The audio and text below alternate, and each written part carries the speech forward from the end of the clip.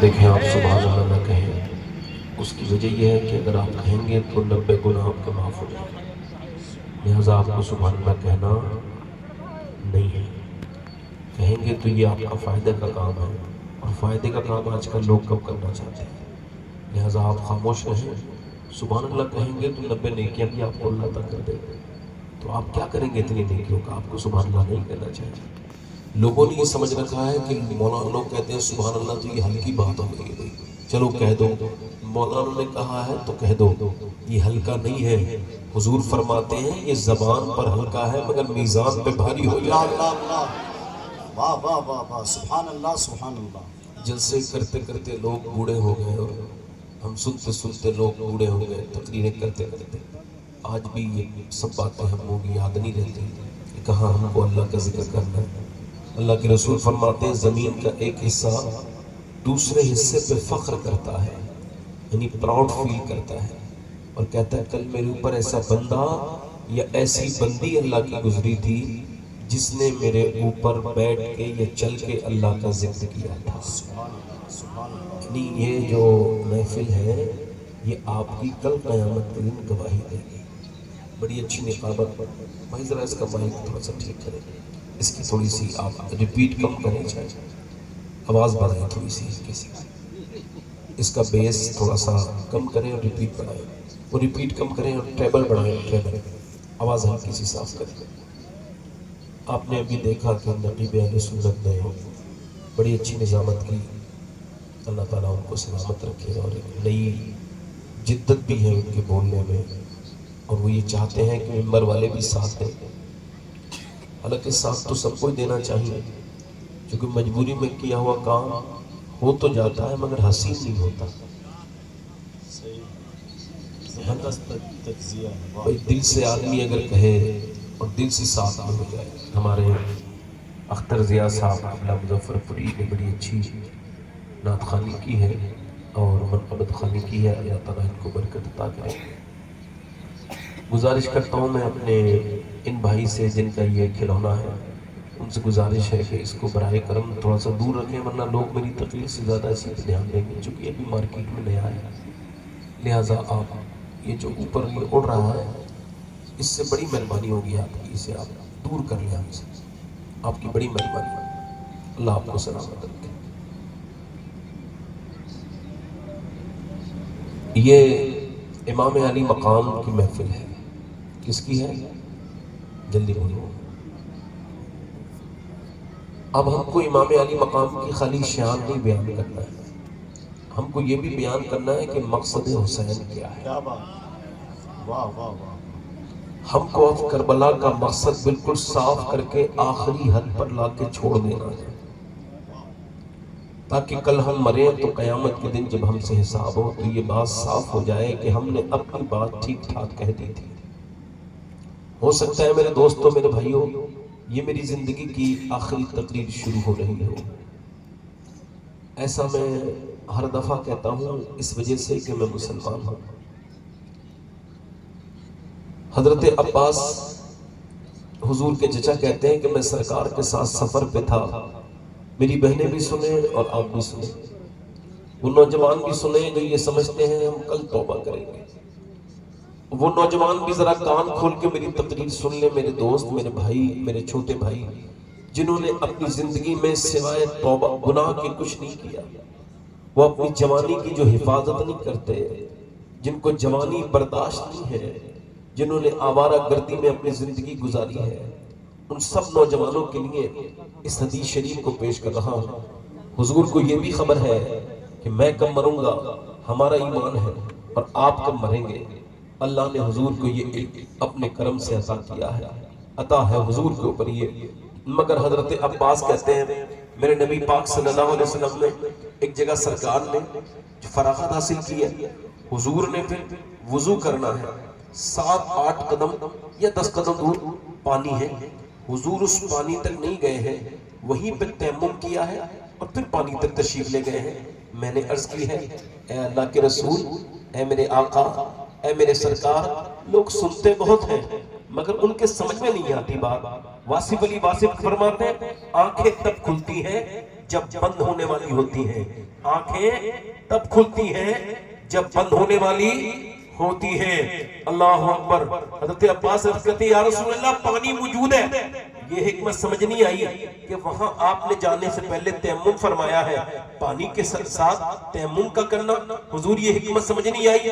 میرے سرکار کی آنکھوں میں آنسو آئے، فرمایا چچا اس پانی تک پہنچنے کی امید نہیں ہے اور میں اپنے رب کے حضور بے وضو حاضر نہیں ہونا چاہتا، اس وجہ سے میں نے اس راستے میں وضو کر لیا ہے کہ درمیان میں اگر میری موت آ جائے تو رب کی بارگاہ میں باوضو حاضر ہونا چاہتا ہوں۔ اللہ اللہ، کیا بات ہے، کیا بات ہے۔ سیدنا شیخ سبحان اللہ۔ عبد القادر جیلانی غوث العظم فرماتے ہیں جس حال میں مرنا چاہتے ہو، توجہ کرنا، اس سے بڑی بات میں نے موت کے اوپر سنی نہیں ہے جو میرے شیخ نے بیان کی ہے میرے اپنے ذوق کے اعتبار سے۔ سیدنا شیخ فرماتے ہیں جس حال میں مرنا چاہتے ہو اسی حال میں جینا شروع کر دو، کیونکہ موت تمہیں حال بدلنے کا موقع نہیں دے گی۔ کیا بات، کیا بات۔ اب جو میرے بھائی 22 سال کا نوجوان بلٹ چلا رہا ہے، اس کے کان میں لیڈ ہے اور وہ گانا دیکھ کر کے، فلم دیکھ کر کے سینما سے اپنے گھر جانا چاہ رہا ہے، مگر موت نے گھر نہیں پہنچنے دیا۔ گھر کی بات تو چھوڑو، بائک تو کو روکنے نہیں دیا، بائک روک لیتا موت نے وہیں جھپٹ لیا، وہیں پکڑ لیا۔ جب موت آتی ہے اور موت کو فرشتہ دیکھتا ہے تو کہتا ہے بس ایک دن کی مہلت مجھے دے دی جائے تاکہ میں توبہ کر لوں، مگر پھر وہ کہتا ہے نہیں تو نے سارے ایام ضائع کر دیے، کہا کچھ لمحے مجھے دے دیے جائیں، کہا تو نے ساری ساتیں برباد کر دی، اب تیرے پاس کوئی موقع نہیں ہے۔ تو سنو، وہ آدمی، وہ نوجوان ہے، اس کو مرنے کے بعد اس کو اپنے گھر جانا ہے، مگر 22 سال کی جوان نے سوچا تک نہیں ہوگا کہ اب وہ اپنے گھر کے اے سی والے کمرے میں جانے کے بجائے ایک تنگ اور ایک تاریخ قبر کے اندر جائے گا۔ اس کے گھر والے اس جوان کو دفن کر کے 1-2 مہینے میں بھول جائیں گے، اوپر سے مٹی اور اوپر سے تختے اور اوپر سے مٹی ڈال کے ایک اندھیری تاریخ قبر میں اسے چھوڑ کے چلے جائیں گے۔ میں آپ سب سے پوچھنا چاہتا ہوں کیا اس نے کبھی سوچا تھا کہ وہ ایسی موت مرے گا؟ بولو ذرا مجھے بتاؤ کہ گانا سنتے سنتے فلم آپ جو جس حال میں مرے گا اسی حال میں اٹھایا جائے گا۔ میں اس کا مطلب صاف ہے کہ اگر کوئی بے نمازی ہے تو بے نمازی ہی مرے گا، اگر کوئی میاں زنا کرتا ہے تو زانی ہی مرے گا، اور اگر کوئی بدنگاہی کر رہا ہے، راتوں کو فلمیں دیکھ کے سو رہا ہے تو وہ گندی تصویریں دیکھ کر مرے گا اور گندی تصویریں دیکھ کر ہی اٹھے گا۔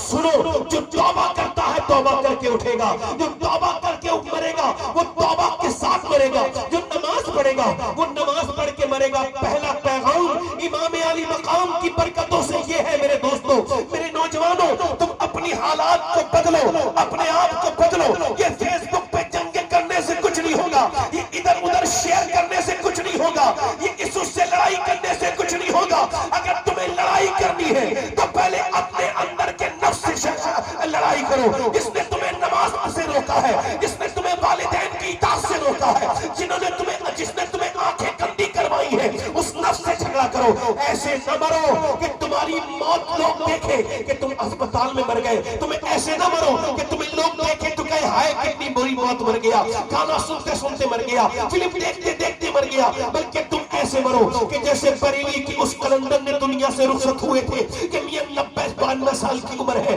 اس بریلی کی عظیم شان بزرگ کی، اور اس نے مغرب کے بعد آنکھیں بند کی ہے، اس پہ غشی تاری ہوئی ہے، بالکل کمزوری ہے، نقاہت ہے، بڑے نحیف ہو چکے ہیں، اور پھر وہ اس کے بعد 12 بجے کے وقت تقریباً آنکھ کھلی، ان کو غشی سے ہوش آیا، پوچھا پہلا سوال کیا میں نے نماز پڑھی ہے؟ 92 سال کی عمر میں سخت علالت کے باوجود بھی فرما رہے ہیں کیا میں نے عشاء کی نماز پڑھی؟ مریدوں نے کہا حضور نہیں۔ کہا پھر مجھے وضو کراؤ، بڑی مشکل سے وضو کرایا گیا، کھڑا نہیں ہوا جاتا، بیٹھا نہیں ہوا جاتا، وضو کرایا اور پھر کھڑا کر دیا گیا، کھڑا ہونے تک تو سہارا دیا، پھر کہا ہٹ جاؤ۔ 40 منٹ نہ جانے کہاں سے طاقت آ گئی کہ اپنی عمر کی آخری نماز 40 منٹ پڑھی ہے، وہ بھی بڑے دل سے پڑھی ہے، خشوع خضوع کے ساتھ پڑھی ہے، لمبے لمبے سجدے، لمبے لمبے رکوع کے ساتھ پڑھی ہے، نماز مکمل کر کے کے زندگی کی آخری دعا مانگ کر کے اللہ اکبر، کاش وہ دعائیں اللہ تبارک و تعالیٰ ان میں ہم بھی شامل ہو. وہ جو آخری دعائیں اس قلندر نے مانگی تھی، اس کے بعد آنکھیں بند کرنے سے پہلے لیٹ گئے بستر پہ، کہا لوگوں کو میری طرف سے تمہارا دل دکھا ہو تو مجھے معاف کر کے چلے جاؤ، اس کے بعد معاف کر دینا. اس کے بعد کہا میرا وقت آ گیا، میں دنیا سے جانے والا ہوں، پڑھو کلمہ. اب سارے مرید جتنے موجود ہیں سب کلمہ پڑھ رہے ہیں اور وہ قلندر بھی کلمہ پڑھ رہے ہیں. کلمہ پڑھتے پڑھتے آنکھیں بند ہوئی، یہ گئے اور وہ گئے، مگر دنیا کو یہ بتا کے چلے گئے ایسے کلمہ نہ پڑھو کہ موت کے وقت تمہیں تمہارے عزیز کلمہ یاد دلائیں پھر بھی یاد نہ آئے. اتنا کلمہ پڑھو کہ تم ایسا کلمہ پڑھ کے جاؤ کہ آس پاس کے لوگ بھی تمہیں دیکھ کے کلمہ پڑھنا شروع کر دے. تمہیں دیکھ کر کے ان کو بھی لگے کہ موت ہونی چاہیے تو ایسی ہونی چاہیے. اس قلندر کا نام حضور مفتی اعظم مصطفیٰ رضا بریلوی تھا، جس نے کہا تھا میرے اعمال کا بدلہ تو جہنم ہی تھا. میں تو جاتا، جلدی بولو، دونوں ہاتھ رکھ کے بولو، میں تو جاتا، نعرہ رسالت، میں تو جاتا. حضور مفتی اعظم ہند حضور سید شباہت حسین صاحب، مجھے سرکار نے، جلدی بولو، مجھے سرکار نے جانے نہ دیا. میری طرف دیکھیں، مائک کاپ کی بڑی تعریف کی گئی ہے، میں چاہتا ہوں میں برائی نہ کروں، اس وجہ سے ٹھیک کر دیں. ذرا دل لگا کے بولیں سبحان اللہ. ہلکا سا مائک ٹھیک کریں، دل لگا کے بولیں، آواز ہلکی بڑھائیں، دل لگا کے بولیں، ہلکا سا ٹریبل اور بہت ہلکی سی گونج، دل لگا کے بولیں سبحان اللہ. میں آج کیا بات کر رہا ہوں؟ ڈاکٹر اقبال نے ایک بات کہی تھی. لوگ کہتے ہیں، اقبال کہتا ہے، لوگ میرے پاس آتے ہیں اور مجھ سے کہتے ہیں بھائی حسین نے کربلا کے میدان میں بڑا حق ادا کیا ہے. اچھا، سجدہ بچایا، قرآن بچایا، شریعت بچائی، جھکے نہیں اور سر کٹا دیا، ان کی بہن نے حق ادا کر دیا. اقبال کہتا ہے جب لوگ مجھ سے یہ کہتے ہیں تو میں ان سے کہتا ہوں یہ بات ادھوری ہے. اس کا ابتدائیہ، اس کا دیواجہ، اس کی شروعات یہاں سے ہے کہ پہلے حسین نے حق نہیں ادا کیا، پہلے علی نے باپ ہونے کا حق ادا کیا ہے اور فاطمہ نے ماں ہونے کا حق ادا کیا ہے، پھر حسین نے کربلا میں حق ادا کیا ہے. سبحان اللہ سبحان اللہ. پیچھے والے بھی بولو بھائی، تھوڑا سا ہلکا سا بولو، دل لگا کے بولو، دونوں ہاتھ اٹھا کے بولو لبیک یا حسین. دل لگا کے بولو لبیک یا حسین. اس کا مطلب کیا ہے؟ مطلب یہ ہے کہ بچے بگڑتے نہیں ہیں، ماں باپ بگاڑ دیتے ہیں. آج کل یہ جتنی لڑکیاں بگڑ رہی ہیں، آپ کو کیا لگتا ہے؟ جتنے لڑکے بگڑ رہے ہیں، آپ کو کیا لگتا ہے یہ خود ہی بگڑے ہیں؟ نہیں نہیں، ان کو ان کے گھر کے ماحول نے بگاڑ دیا. آؤ سلام کریں اس کے آستانے کو، حسین پال کے جس نے دیا زمانے کو. ہم کو دیکھنا ہوگا کہ اس کی شروعات کہاں سے ہے. ہم کو دیکھنا ہوگا کہ ہمارے بچوں کے اندر اہل بیت کی محبت ہے کیا نہیں ہے. اگر یہ نہیں ہے تو یہ نعرے لگانے سے، یہ بڑے بڑے جلوس کرنے سے، یہ شور مچانے سے اس قوم کا بھلا نہیں ہو سکتا. قوم کا بھلا تبھی ہوگا جب کردار حسین اپنایا جائے گا.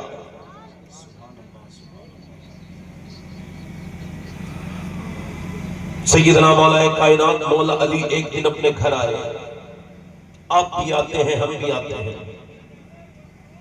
مولا علی جب اپنے گھر آئے تو فرماتے ہیں میری بیوی نے جب میں گھر پہ آیا تو دروازہ کھولا اور مسکرا کے سلام کر دیا. کیا کر دیا بولو؟ مجھے ایک سوال کا جواب دو آپ مجھے، کہ بیوی اگر اتنی اچھی ہو کہ جب آدمی گھر پہ آئے تو مسکرا کے سلام کرے، تو خدا کی قسم اگر غربت میں بھی زندگی گزر رہی ہو نا تو بادشاہوں والی فیلنگ آتی ہے. واہ واہ واہ، بہت اچھی. کیا خیال ہے؟ میری بات غلط تو نہیں ہے؟ حضور نے فرمایا بہترین عورت وہ ہے. صحابہ سے پوچھا بتاؤ بہترین عورت کون ہے؟ عرض کی یا رسول اللہ جو نماز پڑھے، پردہ کرے. فرمایا یہ بھی اس کے اندر موجود ہے باتیں، مگر آپ میری مراد کو نہیں پہنچے. حضور پھر آپ ارشاد فرمایا خیر النساء وہ ہے جس کا شوہر جب گھر میں آئے اس پہ نظر پڑے تو اس کی ساری تھکان دور ہو جائے، وہ خیر النساء ہے۔ اب عورتوں کا الٹا ہی پروگریس شروع ہو گیا ہے آج کل، اس کا تھوڑا گونج کم کرے بھائی، الٹا ہی پروگریس ہے بھائی۔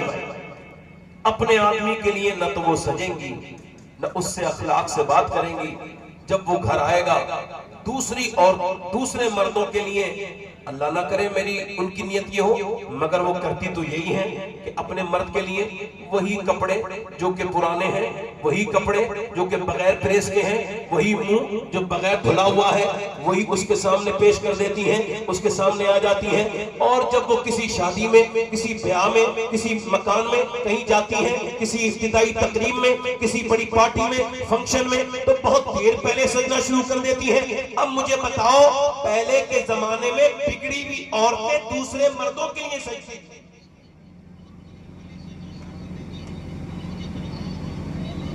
آج کے زمانے میں شریفوں کی عورتیں سج رہی ہیں، شادی بیاہوں میں جانے کے لیے سجتی ہیں،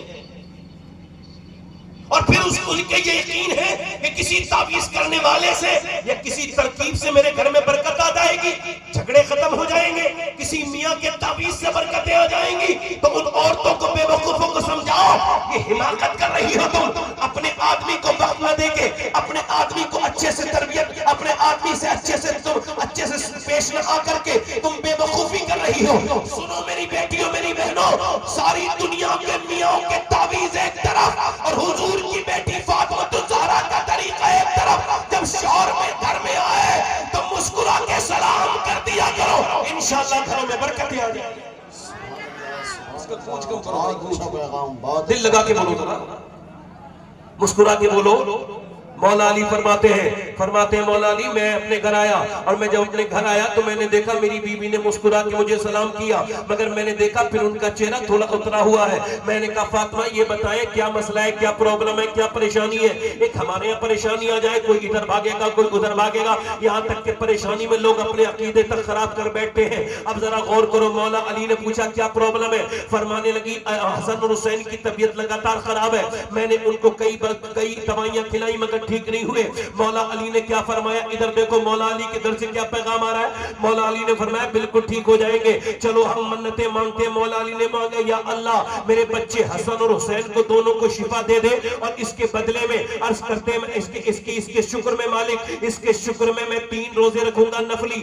اللہ اکبر، نبی کی بیٹی نے بھی منت مان لی۔ اللہ اکبر، نبی کے گھر سے آواز آ رہی ہے، ادھر ادھر بھاگنے کی ضرورت نہیں ہے۔ جب کوئی مسئلہ پیش آ جائے تو نبی کی بیٹی کون سے بازار پہ جاتی تھی؟ کہیں نہیں جاتی تھی۔ نبی کی بیٹی کون سے تعویذ سے کام چلاتی تھی؟ کوئی تعویذ سے کام نہیں چلاتی تھی۔ جب حضور کی بیٹی کو کوئی پرابلم آتی تھی، بچے بیمار ہوتے تھے، تو کیا کرتی تھی؟ تو مدینے سے آواز آ رہی ہے، نبی کی بیٹی مصلی بچھاتی تھی، اللہ برکتیں عطا کر دیتا۔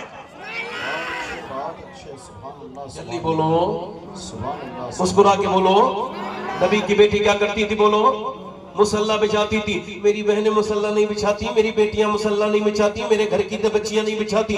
ہمارے گھر کی بچیوں کو اب موبائل نے فرصت نہیں دی ہے، اب تو پڑھے لکھے حضرات بھی قرآن نہیں پڑھتے۔ ویسے بھی اب قرآن کی اتنی لوگوں کو معاذ اللہ مجھے لگتا ہے جیسے ضرورت نہیں ہے، ان کو بس ضرورت ہے کسی ایسے شارٹ کٹ معاملے کی کہ کوئی ایسا تعویذ دینے والا ان کو تعویذ دے دیتے، ان کا کام ایک دم ہو جائے۔ اللہ اکبر، ہم قرآن کی اہمیت کو کھوتے چلے جا رہے ہیں، ہم بربادی کے ساتھ برباد ہوتے چلے جا رہے ہیں، ہم بڑی بربادی کی طرف جا رہے ہیں۔ مولا علی نے دعا مانگنا شروع کی۔ آپ سب لوگ دل پہ ہاتھ رکھ کے بتاؤ، اگر علی دعا مانگنے والے ہو اور آمین کہنے والی سیدہ فاطمہ الزہرا ہو، اور پھر جن کے لیے دعا مانگی جا رہی ہو وہ حسنین ہو، کریمین ہو، قمرین ہو، سیدنا امام حسنین ہو، تو بتاؤ وہ دعائیں قبول ہوں گی کہ نہیں ہوں گی؟ مولا علی نے جیسے ہی دعا مانگی، اللہ کا فضل ہوا، حسنین ٹھیک ہو گئے۔ صبح کو نبی کی بیٹی نے سیدہ فاطمہ الزہرا نے مولا کائنات کو اٹھا دیا اور کہا مولا علی سے چلے آپ جو ہے وہ سحری کر لیں۔ اور سحری بھی کیا، ان کے گھر میں کوئی کھانا نہیں ہے، کوئی کھجور نہیں ہے، بلکہ پانی سے چاروں لوگوں نے، امام حسن نے، امام حسین نے، سیدہ فاطمہ نے، مولا علی نے پانی سے روزہ رکھا اور پھر مزدوری کے لیے بھی نکل گئے۔ مولا علی کوئی ایسا نہیں کرتے تھے کہ وہ کوئی کام نہ کرتے ہو، بلکہ مزدوری کیا کرتے تھے۔ ایک باغ میں مزدوری کے لیے گئے اور پورے دن مزدوری کر کے آئے۔ آج کسی کا باپ اگر مزدور ہونا تو بچہ اس کا نام لینے کے لیے تیار نہیں ہوتا۔ میرا باپ مزدور ہے، مزدور کو کیسے بتاؤں میں مزدور کا بیٹا ہوں؟ شرماتا ہے، اس کو انسلٹ فیل ہوتی ہے۔ تو ایسے لوگوں کو یہ بات میری بتاؤ کہ بالکل جس کا باپ مزدور ہو وہ ذرا کھل کے بات کیا کرے اور ذرا پراؤڈ فیل کیا کرے اور بالکل شرمایا نہ کرے، کھل کے کہا کرے میرا باپ مزدور ہے، اس نے مجھے محنت کی کمائی سے پالا ہے۔